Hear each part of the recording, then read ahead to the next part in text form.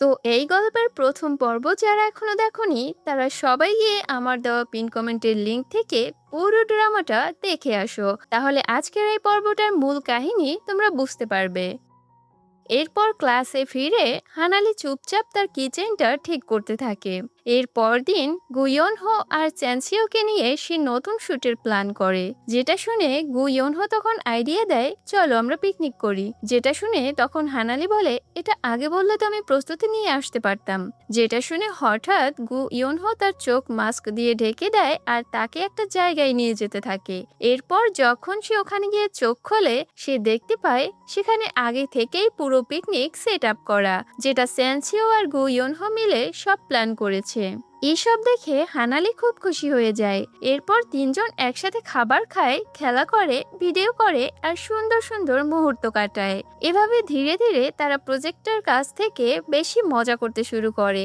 এরপর রামেন বানানোর সময় গুইয়নহো হঠাৎ করে এসে হানালির কাঁধে একটা টাওয়েল দেয় আর নিজেই রান্না শুরু করে দেয়, যেটা দেখে হানালি তখন একটু অবাক হয়ে যায়। তখন গুইয়নহো জিজ্ঞাসা করে আচ্ছা তুমি কি খুশি? যেটা শুনে তখন হানালি হাসে আর বলে অনেক খুশি। তখন গুইয়নহো হঠাৎ করেই বলে তাহলে তুমি এখনো কেন ম্যানেজার হওয়ার অভিনয় করছো?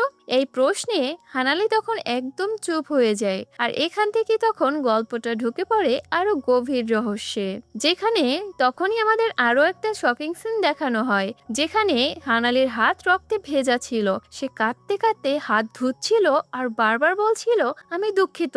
তার রেবিট কিচেনও পাশে রক্তে ভেজা অবস্থায় ছিল। আর এখানেই তখন আমরা ভালো করেই বুঝতে পারি আসলে হানালির অতীতে ভয়ঙ্কর কিছু ঘটনা ঘটেছিল। অন্যদিকে গুইয়নহো সেই ঘটনাগুলো নিয়ে বারবার ভাবছিল।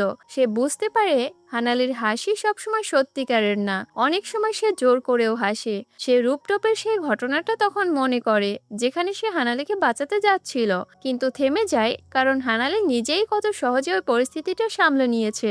আর ঠিক সেই মুহূর্ত থেকেই তার চোখে হানালি অন্যরকম হয়ে যায়। সিন আবার বর্তমানে আসলে হানালি তখন জিজ্ঞাসা করে তুমি কি বলতে চাও? গুইয়নহো তখন সরাসরি বলে তুমি এত অদ্ভুতভাবে হাসো কেন? হানালি তখন একটু থেমে বলে আমি নিজেও জানি না। তখন গুইয়নহো বলে এভাবে সবসময় হাসার কোনো দরকার নেই, আর আমি তোমার আসল রূপটাই দেখতে চাই। এই কথা বলে সে ওখান থেকে তখন চলে যায়। কিন্তু এই কথাগুলো হানালির মনে তখন গেঁথে যায়, কারণ তার হাসির পেছনে সত্যি একটা বড় সত্য লুকানো ছিল। এরপর সে তখন টেবিলে ফিরে আসে, যেখানে গুইয়নহো আর চ্যানচিও তখন চপস্টিক নিয়ে ঝগড়া করছিল। যেটা দেখে হানালি নিজের ব্যাগ থেকে তখন নতুন এক জোড়া চপস্টিক বের করে দেয়। যেটা দেখে চ্যানচিও তখন মজা করে বলে আচ্ছা হানালি এটা কি ম্যানেজারের ব্যাগ? যেটা শুনে তখন হানালি হাসতে শুরু করে আর বলে এই ব্যাগে সব দরকারি জিনিসগুলো থাকে। যেটা শুনে তখন চ্যানচিও তার প্রশংসা করে আর এটা দেখে গুইয়নহোর তখন একটু জেলাস হতে শুরু করে। এরপর হানালি তার মায়ের সাথে ফোনে কথা বলে এবং সে নিজের সবকিছু তার মাকে শেয়ার করে। এর পরের দিন হানালি আবার শিনজিয়ার সাথে কথা বলতে চলে আসে, কিন্তু শিনজিয়া তখন বলে তুমি প্লিজ আমাকে আর বিরক্ত করো না। ঠিক এটা বলে সে ওখান থেকে তখন সোজা চলে যায়। এর কিছুক্ষণ পর রেজাল্ট বের হয়, যেখানে হানালি টানা 3 সপ্তাহ ধরে প্রথম হয়ে আছে আর শিনজিয়া দ্বিতীয়, যার কারণে ক্লাসের টিচার হানালির প্রশংসা করে, কারণ তার কারণে গুইয়নহো আর চ্যানচিও আরো পপুলার হয়েছে। ফাইনাল রেজাল্টের আরো 1 সপ্তাহ বাকি ছিল। তখন হানালি সবাইকে মোটিভেট করে আর বলে এখনো সময় আছে, সবাই চেষ্টা চালিয়ে যাও। যেটা শুনে সবাই তখন হাততালি দিলেও শুধু শিনজিয়া হাততালি দেয় না। এর কিছুক্ষণ পর চ্যানচিও হানালিকে বলে বাস্কেটবল প্র্যাকটিস রেকর্ড করার জন্য। এরপর যখন ওরা 4 জন একসাথে খেলছিল তখন হানালি সেটা ভিডিও করছিল। ঠিক হঠাৎই বল তার দিকে চলে আসে, যেটা দেখে গুইয়নহো দ্রুত এসে তাকে বাঁচিয়ে নেয়। যেটা দেখে চুপচাপ তার দিকে সে দেখতেই থাকে। এই দৃশ্য আবার দূর থেকে ফ্যান গ্রুপও দেখছিল, যেটা দেখে তাদের লিডার তখন খুব রেগে যায়। এরপর রাতের বেলা হানালি সেই মুহূর্তটাই বারবার মনে করছিল, কিন্তু নিজেকে তখন সে বোঝায় আমি শুধু তার ম্যানেজার, এর বেশি আর কিছুই না। পরের দিন সে দেখে শিনজিয়ার শরীর খারাপ ছিল, যেটা দেখে হানালি চুপচাপ গিয়ে তার ডেস্কের নিচে হিটিং প্যাড প্যাড রেখে দেয়। তো শিনজি এটা দেখে তখন গিল্ট ফিল করতে শুরু করে। ঠিক সেই রাতে হানালি সবাইকে বলে, চলো আজ তোমাদের বাড়িতে যাই, কারণ আমি আজ get ready with me video বানাতে চাই। ঠিক তখনই পথে একজন সাইকেল আরোহীর সাথে যখন হানালি প্রায় ধাক্কা খেতেই যাবে, গু ইয়নহো এটা দেখে তাকে তখন টেনে বাঁচায়। আর এরপর অস্বস্তি এড়াতে গু ইয়নহো তখন টপিক পাল্টে ফেলে।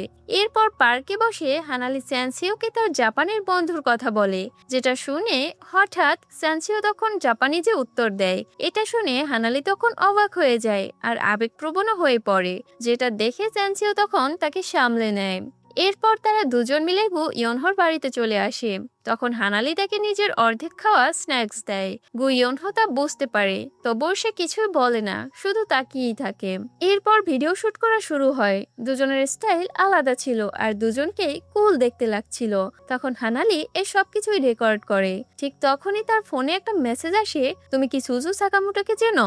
এই নাম দেখে হানালি তখন শকড হয়ে যায়, যেটা তখন গু ইয়নহো খেয়াল করে আর জিজ্ঞাসা করে, কি হয়েছে তোমার? কিন্তু হানালি কিছুই বলে না, যেটা দেখে গু ইয়নহো তখন বুঝে যায় হানালি তার কাছ থেকে কিছু একটা তো লুকাচ্ছেই। তো পরের দিন শিনজিয়াকে টিচার রুমে ডাকা হয়, তাই সে তাড়াহুড়ায় ফোন ক্লাস রেখে সেখানে চলে যায়। এরপর টিচার রুমে গিয়ে শিনজিয়া দেখতে পায় সেখানে কোনো টিচার নেই, বরং গু ইয়নহোর ফ্যান লিডার সেখানে বসে আছে। সে বলে হানালি সম্পর্কে একটা বড় সত্য আছে, সে জাপান থেকে পালিয়ে এসেছে আর একটা মার্ডার কেসে জড়িত।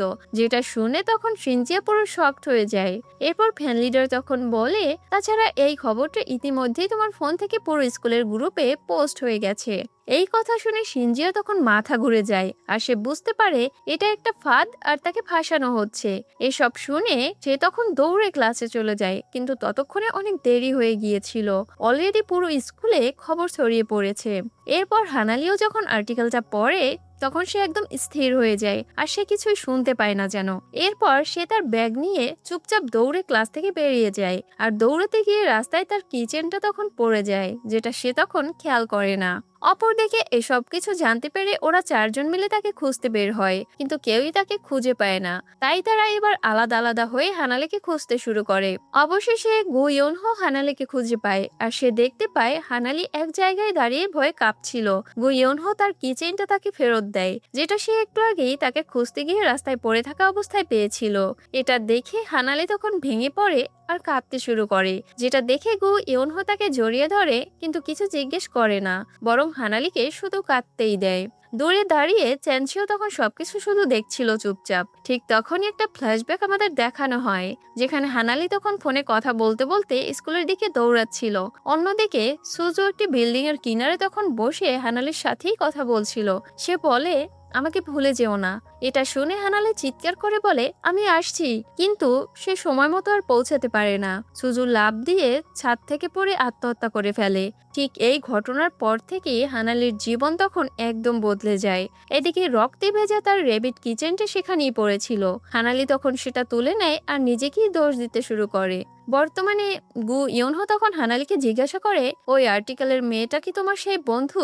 যেটা শুনে হানালি তখন ভেঙে পড়ে আর বলে, এসব মিথ্যা, এটা সত্যি না। ঠিক তখনই আমাদের আবারও ফ্ল্যাশব্যাকে নিয়ে যাওয়া হয়, যেখানে সুজুর মৃত্যুর পর সবাই হানালিকে দোষ দিতে শুরু করে, যেখানে রিপোর্টারও তার কোনো কথাই তখন বিশ্বাস করে না। বর্তমানে হানালি এসব কিছু বলতে বলতে কান্নায় তখন ভেঙে পড়ে, যেটা দেখে গো ইয়নহো আবারও তাকে জড়িয়ে ধরে। দূর থেকে আবার এসব কিছু সেন্সিও দেখতে পায় আর খুব কষ্ট পায়। ঠিক এইভাবেই এরপর থেকে সত্য প্রকাশ পেতে শুরু করে। এদিকে হানালির অতীত সামনে আসার পর পুরো ক্লাসে তখন গসিপ হতে শুরু হয়। কেউ বলে, আমি প্রথম দিন থেকেই বুঝেছিলাম এই মেয়ে কিছু একটা লুকাচ্ছে।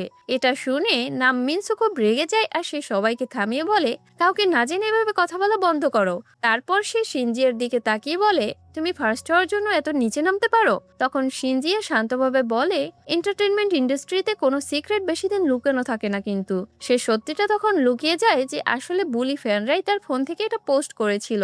এই সময় গু ইয়নহো তখন বলে, ওই আর্টিকেলটা এখনই ডিলিট করো।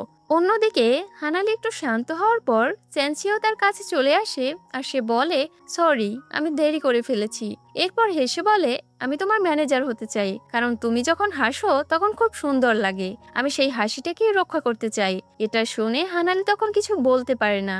ঠিক তখনই গুইয়নহো একটা জেলাসি ভাব নিয়ে বলে, এখানে কি কোনো ড্রামা শুটিং চলছে নাকি? ঠিক তখনই হঠাৎ বরিন ফোন করে আর বলে, তাড়াতাড়ি ড্রামা ক্লাবে চলে এসো।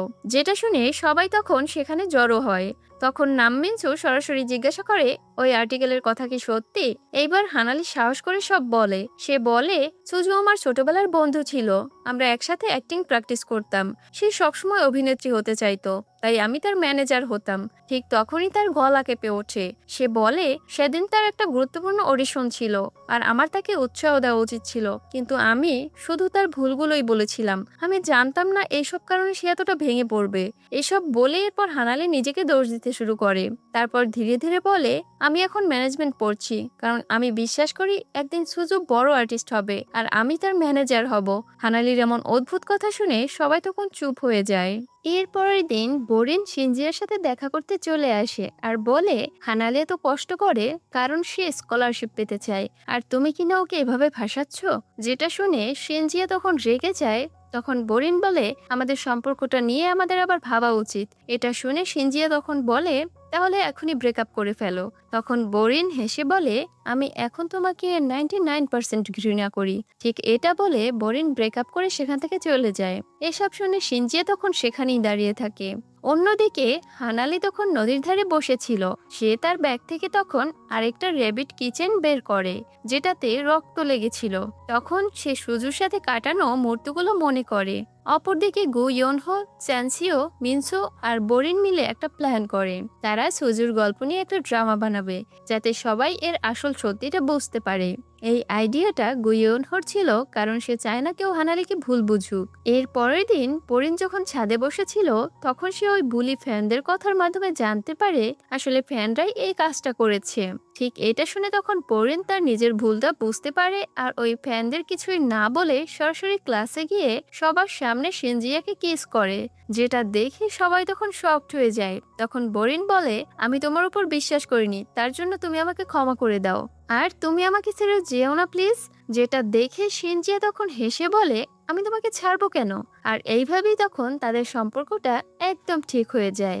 এর পরের দিন হানালি যখন স্কুলে আসে, তখন সে একা না, তার 4 বন্ধু তার পাশে থাকে। যেটা দেখে তখন ক্লাসের পরিবেশ পুরো বদলে যায়। সবাই তাকে স্বাভাবিকভাবেই নেয়, কারণ ওদের 4 জনের করা সুজুর ভিডিওর মাধ্যমে সবাই বুঝতে পেরে গিয়েছিল এর আসল সত্যতা।